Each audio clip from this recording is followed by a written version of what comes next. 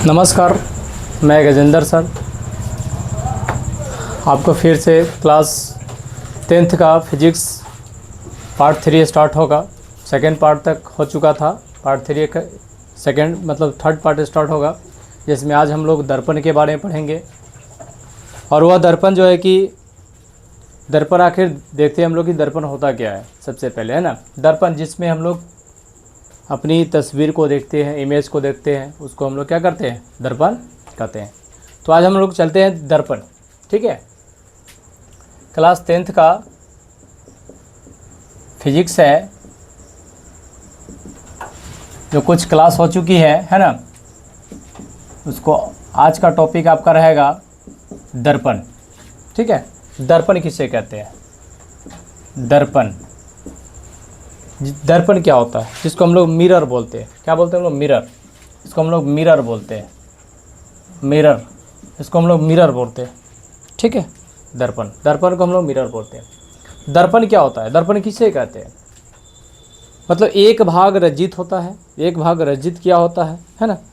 एक भाग रजित किया होता है, मतलब कि कहा जाता है सिल्वर्ड होता है। एक भाग कहा जाता है कि दर्पण वह चिकनी और चमकीली सतह जिसमें अगर नियमित रूप से, अर्थात अगर देखा जाए तो निश्चित नियमानुसार प्रकाश को परावर्तित कर देता है ना।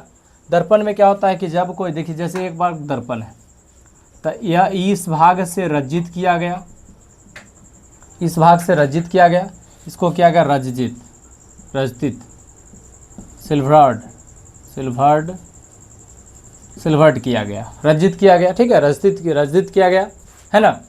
जब कोई प्रकाश की किरण, जब यहाँ से कोई आ रही है, ठीक है।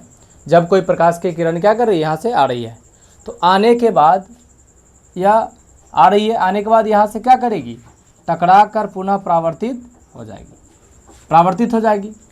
तो दर्पण में क्या होता है कि जब वह चिकनी और चमकीली सतह है ना, चमकीली सतह जो एक भाग रजित किया हो रहता है ना, जो प्रकाश को परावर्तित करती है, जो प्रकाश को परावर्तित करती है, उसे हम लोग क्या कहते हैं, दर्पण कहते हैं, ठीक है।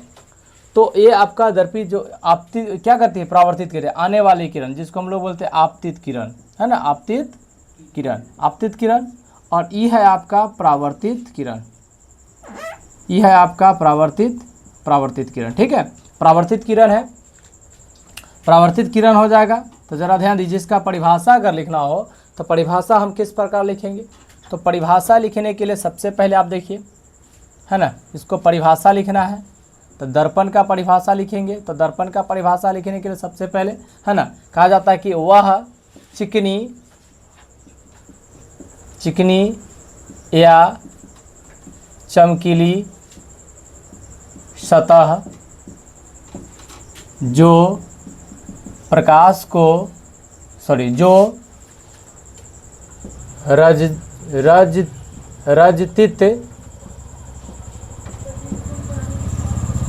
किया हुआ होता है तथा वह प्रकाश को क्या करती है, प्रकाश को परावर्तित करती है। प्रकाश को क्या करती है, वह परावर्तित करती है, प्रकाश को परावर्तित करती है ना, प्रकाश को परावर्तित करेगी, प्रकाश को परावर्तित करेगी, है ना, प्रकाश को वह परावर्तित करेगी तथा वह प्रकाश को परावर्तित करेगी, परावर्तित करती है, परावर्तित करती है। क्या कहलाता है वो? दर्पण कहलाता है, दर्पण कहलाता है, ठीक है। तो देखा जाए तो दर्पण यही होता है जो कहा जाता है कि प्रकाश को क्या करती है, प्रवर्तित करती है, प्रकाश को प्रवर्तित करती है। अब इस चीज़ को हम लोग चलते हैं कि दर्पण के प्रकार, है ना, दर्पण कितने प्रकार है, टाइप्स ऑफ मिरर, है ना। दर्पण के प्रकार, दर्पण के प्रकार, दर्पण कितने प्रकार के होते हैं? तो आपको दर्पण समझ में आ गया कि वह चिकनी या चमकीली सतह जो रजित किया हुआ होता है तथा वह प्रकाश को परावर्तित करती है ना, दर्पण कहलाता है, ठीक है। या दर्पण कहलाती है, ठीक है, दर्पण कहलाती है, ठीक है, दर्पण कहलाती है। तो ज़रा ध्यान दीजिए, दर्पण के प्रकार, types of types of mirror, दर्पण कितने प्रकार के होते हैं? तो ज़रा ध्यान दीजिए। दर्पण जो है अगर देखा जाए तो दर्पण जो है कि 3 प्रकार के होते हैं। दर्पण 3 प्रकार के होते हैं। कौन कौन? सबसे पहले समतल दर्पण, गोलीय दर्पण और परवलयिक दर्पण। ठीक है, दर्पण 3 प्रकार के होते हैं, है ना।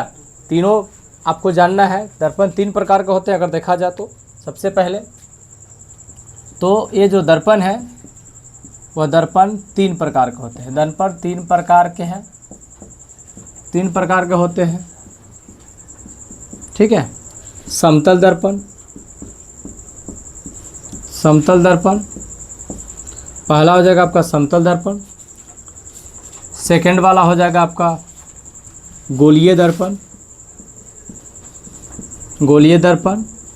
और थर्ड नंबर हो जाएगा आपका परवलयिक दर्पण, परवलयिक दर्पण, है ना, परवलयिक दर्पण। ठीक है, ये 3 प्रकार के दर्पण होते हैं। ठीक है, दर्पण कितने प्रकार के होते हैं? 3 प्रकार के। कौन सा होता है? समतल दर्पण, गोलीय दर्पण और परवलयिक दर्पण। ठीक है, 3 प्रकार के दर्पण होता है। अब हम लोग चलते हैं समतल दर्पण क्या होता है? जिसकी परावर्तक सतह समतल होती है।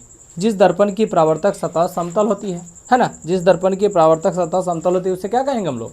समतल दर्पण कहेंगे। ठीक है, तो समतल दर्पण सबसे पहले होता क्या है ना, इस चीज़ को जानेंगे कि समतल दर्पण होता क्या है। समतल, समतल दर्पण किसको बोलते हैं, है ना, समतल दर्पण जिसको प्लेन मिरर कहते हैं। इसको हम लोग इंग्लिश में प्लेन, पूरा प्लेन जो डालते हैं आप, प्लेन मिरर। समतल दर्पण क्या होता है? प्लेन मिरर, जो पूरी तरह से प्लेन होता है, चिकना होता है, एकदम समतल होता है। तो जरा ध्यान दीजिए कि ये जो है दर्पण है, अगर देखा जाए तो ये जो दर्पण है वो क्या है? प्लेन है। ये दर्पण क्या है? चिकना है और क्या है? प्लेन है। तो ये आपका समतल दर्पण है। ये क्या है? समतल दर्पण। तो इसको परिभाषा लिखेंगे तो कैसे लिखेंगे? जिस दर्पण की परावर्तक सतह समतल होती है। जिस दर्पण की, अगर इसका परिभाषा लिखना है तो परिभाषा कैसे लिखेंगे हम लोग? देखिए, तो लिखेंगे जिस दर्पण की परावर्तक सतह, जिस दर्पण की परावर्तक सतह, है ना, जिस दर्पण की परावर्तक सतह क्या होती है? जिस दर्पण की परावर्तक सतह, है ना, समतल होती है। जिस दर्पण की परावर्तक सतह समतल होती है उसे समतल दर्पण कहते हैं। उसे समतल दर्पण कहते हैं। उसे क्या कहते हैं हम लोग? समतल दर्पण। उसे समतल दर्पण कहते हैं। जिस दर्पण की परावर्तक सतह समतल होती है उसे समतल दर्पण कहा जाता है। ठीक है, तो समतल दर्पण किसको बोलते हैं, है ना? जिस दर्पण की परावर्तक सतह समतल होती है उसे समतल दर्पण कहा जाता है। ठीक है, समतल दर्पण हो गया। अब आपको पढ़ना है गोलीय दर्पण। गोलीय दर्पण क्या होता है? सर, समतल दर्पण का अगर देखा जाए, है ना, तो उपयोग हम लोग कहाँ करते हैं, है ना? समतल दर्पण का उपयोग कहाँ करते हैं हम लोग? सामने की तरफ देखने के लिए, है ना। जैसे गाड़ी में अग्रद्वीप में लगा होता है, इसका उपयोग अगर देखा जाए तो कहाँ करते हैं हम लोग?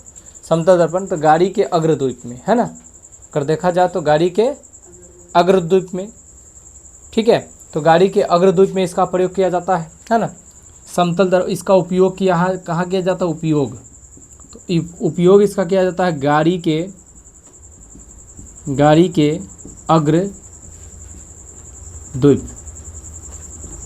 अग्रद्वीप में, गाड़ी के अग्रद्वीप में किया जाता है। ठीक है, गाड़ी के अग्रद्वीप आगे सामने, जैसे गाड़ी के सामने लगा रहता है ना इस तरह से, है ना, तो गाड़ी के मतलब पीछे वाले पैसेंजर को देखने के लिए समतल दर्पण का प्रयोग किया जाता है। इस तरह से ऐसे लगा रहेगा, आप पीछे, आप ड्राइवर जो देखता है क्या करता है कि गाड़ी में कौन बदमाश कर रहा है, कौन क्या कर रहा नहीं कर रहा, सबको क्या देखने के लिए समतल दर्पण का प्रयोग किया जाता है। ठीक है, इस तरह से समतल दर्पण का उपयोग गाड़ी के अग्रद्वीप में किया जाता है। ठीक है, इस तरह से जल्दी से नोट कीजिए, फटाफट जल्दी, है ना, स्पीड में नोट कीजिएगा। ठीक है,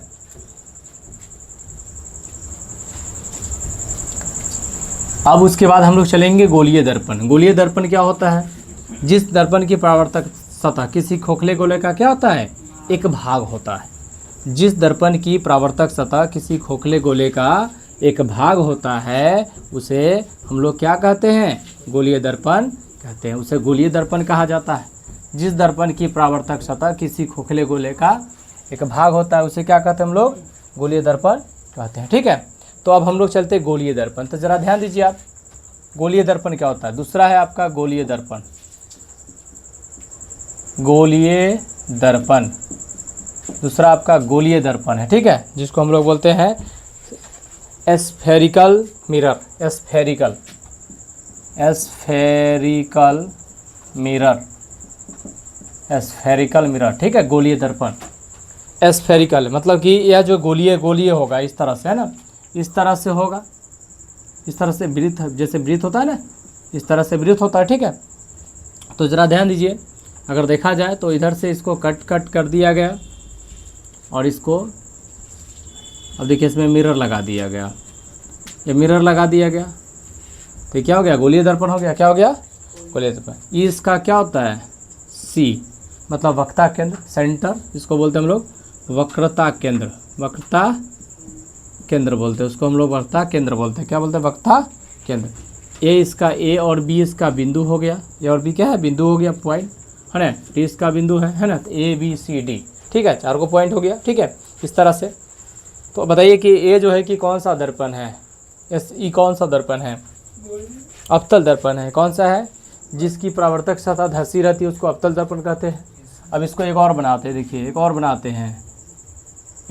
हैं। ठीक है, तो ज़रा ध्यान दीजिए, अगर इसको बना रहे हैं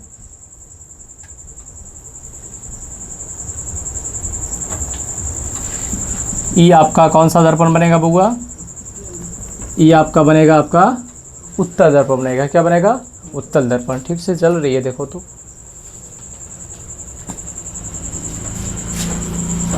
उसको टच कर हल्का, ठीक से चल रही है।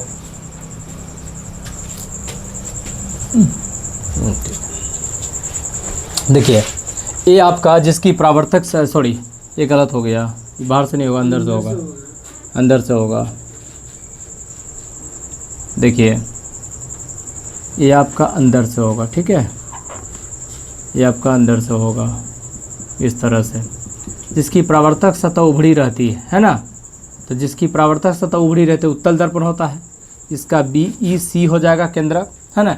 इसमें भी ए और बी इसका मुख्य बिंदु हो गया। ठीक है, और ए इसका डी हो गया। ठीक है ना। अब ज़रा ध्यान दीजिए, ए हो गया आपका अवतल दर्पण। तो आप इससे साबित कर रहे हैं कि यह दर्पण, गोलीय दर्पण कितने प्रकार के होते हैं? 2 प्रकार के होते हैं। ठीक है, तो ज़रा ध्यान दीजिए, हम लोग गोलीय दर्पण की परिभाषा कैसे देंगे?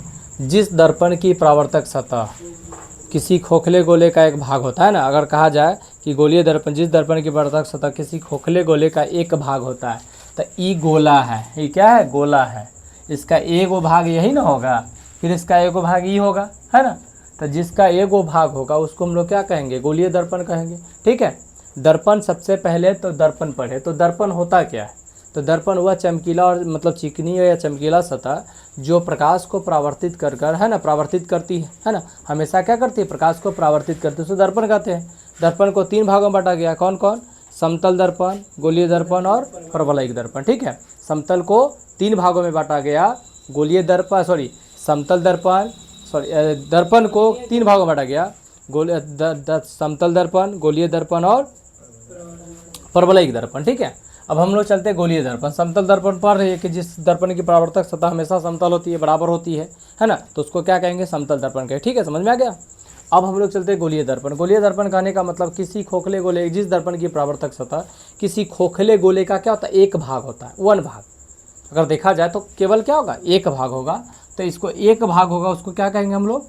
गोलीय दर्पण। क्या कहेंगे? गोलीय दर्पण। तो देखिए इसमें अब अवतल दर्पण में एक भाग है इसका, फिर इसमें भी एक भाग है। तो जिसकी, अब देखिए इसको कैसे याद रखेंगे, और इसको, इस दर्पण को 2 भागों में बांटा गया।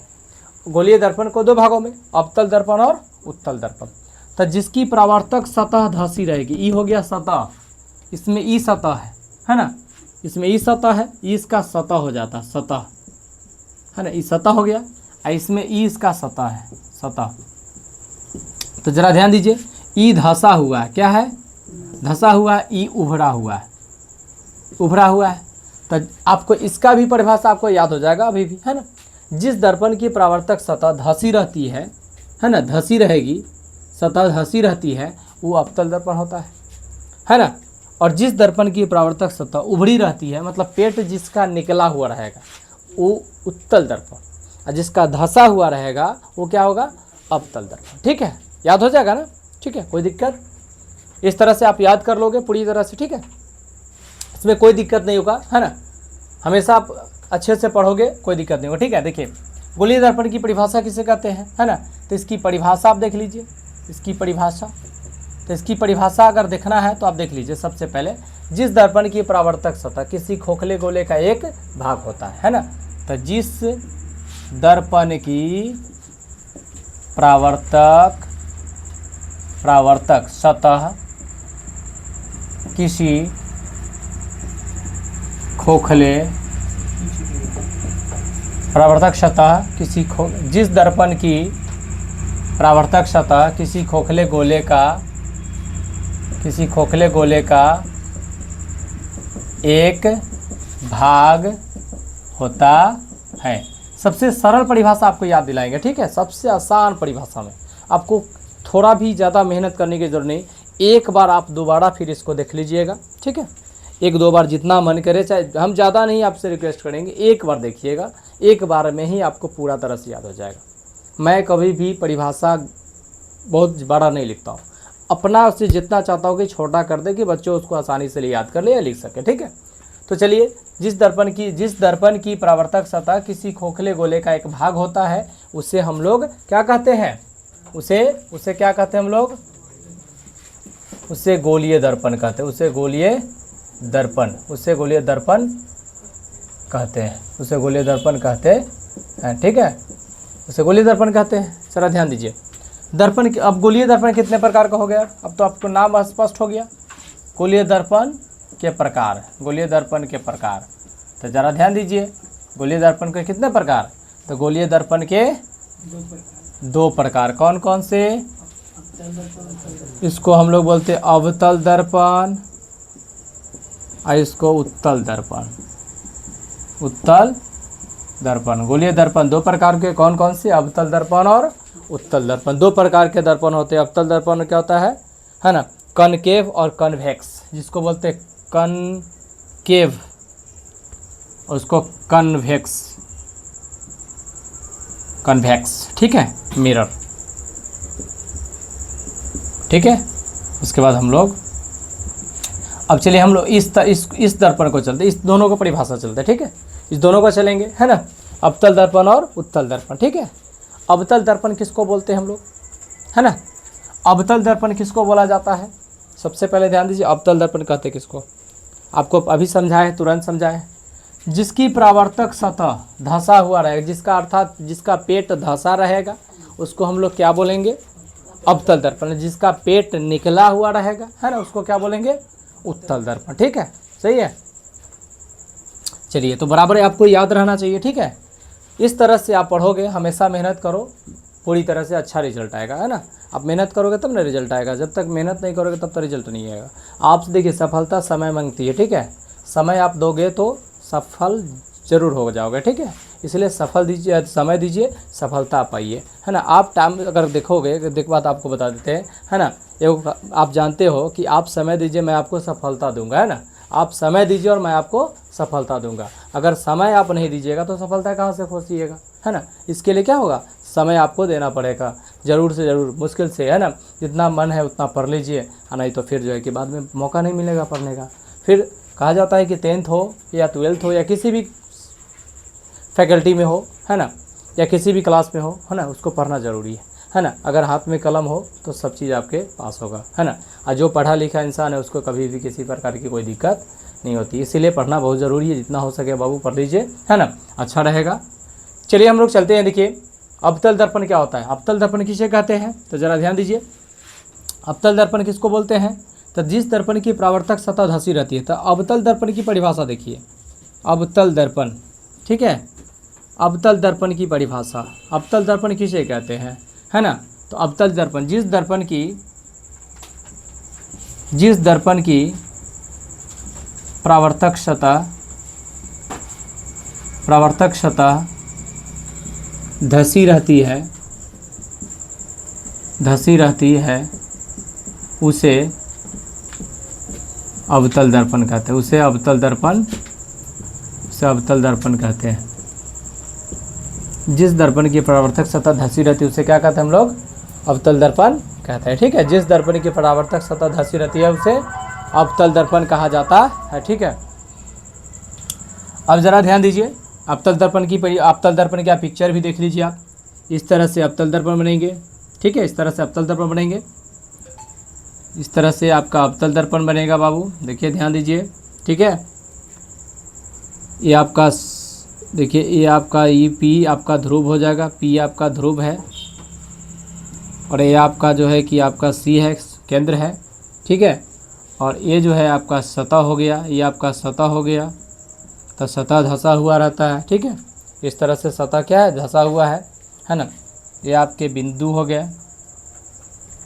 ठीक है, इस तरह से। तो इसको जल्दी जल्दी बनाइए, फटाफट, जल्दी, जितना जल्दी हो सके जल्दी दर्पण ख़त्म करेंगे। ठीक है, आज दर्पण ख़त्म हो जाएगा, तो कल हम लोग पढ़ेंगे उत्तल दर्पण, अवतल दर्पण, उत्तल दर्पण में उपयोग, जो इसका कहाँ कहाँ हम लोग उपयोग करते हैं। ठीक है, उसके बाद क्लास में चलेंगे, हम लेंस पढ़ेंगे। लेंस क्या है ना, लेंस के बारे में दर्पण सूत्र पढ़ लेंगे। ठीक है, दर्पण सूत्र है ना, दर्पण सूत्र के बारे में। फिर उसके बाद आपको आवर्धन पढ़ा देंगे। मेन जो टॉपिक है ना, जिससे क्वेश्चन ज़्यादातर पूछते हैं, उसको आपको हम कंप्लीट करा देंगे ज़्यादातर। ठीक है, उसको जितना जल्दी हो सके, है ना। इसको ना ज़रूर से आप जो है ना उसको देखिए, बार बार देखिएगा तो जल्दी याद होगा, है ना। उसको देखते रहिए, मोबाइल आपके अगर पास है तो बार बार देखिए, है ना। रिकॉर्डेड वीडियो है, पूरी तरह से आपको हमेशा मिलेगा, है ना। हमेशा देखिएगा, सरल भाषा में, है ना। 3 से 4 दिन में आपका एक चैप्टर कंप्लीट हो जाएगा, है ना। बिहान कंप्लीट हो जाएगा, ये चैप्टर ख़त्म हो जाएगा। आपको फर्स्ट चैप्टर परावर्तन ख़त्म हो जाएगा। इसमें और क्या पढ़ना, आप नहीं पढ़ना। एक फार्मूला आपको बता देंगे, F = R/2 सीधी करना। ठीक है, उसको बता देंगे, एक बार कंप्लीट हो जाएगा, कंप्लीट हो। ठीक है, जल्दी करो, जल्दी, फटाफट हो गया। चलिए हम लोग चलते आगे, है ना। इसकी परिभाषा हो गया, जिस दर्पण की परावर्तक सतह धसी रहती है उसे अवतल दर्पण कहते हैं। ठीक है, चलिए अब हम लोग चलते, देखिए उत्तल दर्पण। उत्तल दर्पण किसे कहते हैं, है ना। तो जिस दर्पण की परावर्तक सतह क्या होती है? उभड़ी रहती है। आपको पहले बताया है ना कि उभड़ा हुआ, जिस दर्पण की परावर्तक सतह अगर उभड़ा रहेगा तो क्या कहलाएगा? या उत्तल दर्पण कहलाएगा। उसको हम लोग उत्तल दर्पण कहेंगे।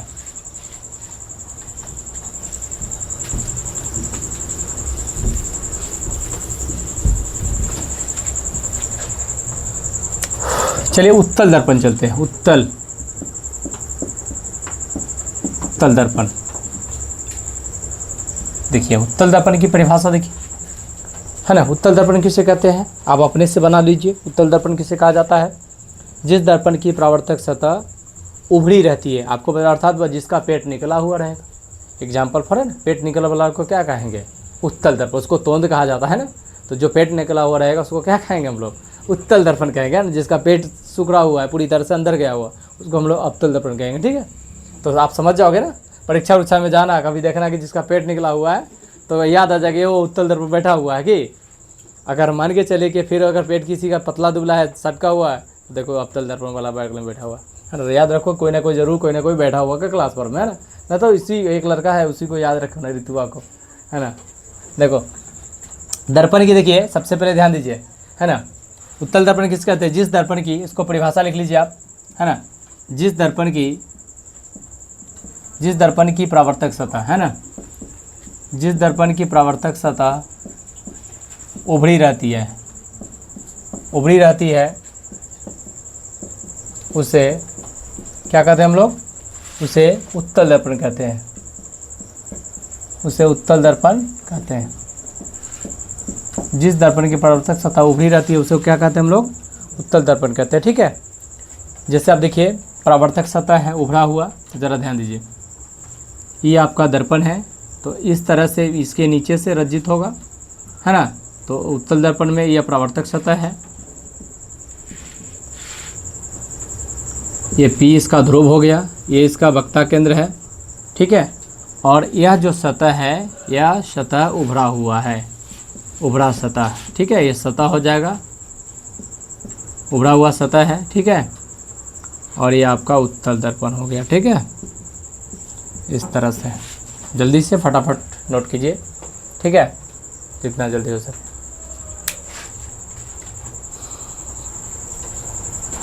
जितना जल्दी हो सके नोट कीजिए जल्दी।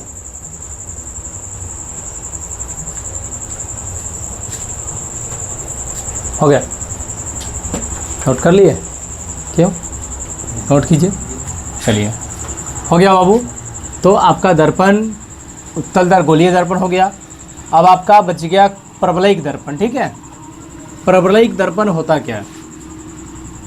परवलयिक दर्पण किसको बोलते हैं? परवलयिक दर्पण क्या होता है? सबसे पहले वह दर्पण जो पूर्णतः गोलीय नहीं होता है उसे क्या कहते हैं हम लोग? परवलयिक दर्पण कहते हैं। इसको भी देख लीजिए, परवलयिक दर्पण। तीसरा आपका है परवलयिक दर्पण। परवलयिक दर्पण, इसको परवलयिक दर्पण, ये आपका हो जाएगा परवलयिक है ना। परवलयिक उसको बोलते हैं हम लोग परवलयिक मिरर, ठीक है। इसको परवलयिक मिरर बोलते हैं, ठीक है। तो परवलयिक दर्पण आप देखते हैं, परवलयिक मतलब कि अगर देखा जाए तो ये जो जिसका जो मिरर होगा, जिसको जो वह दर्पण जो पूर्णतः गोलीय नहीं होता है, वैसे दर्पण जो पूरा गोलीय नहीं, ये दर्पण जो होगा पूरा गोलीय क्या होगा? नहीं होगा। जैसे आप देखिए, ये क्या है? देखिए इसका, ये देखिए, ये क्या है? पूरा गोलीय नहीं ना, पूरा गोलीय नहीं है। तो ज़रा पूरा गोलीय नहीं होगा तो उसको हम क्या बोलेंगे?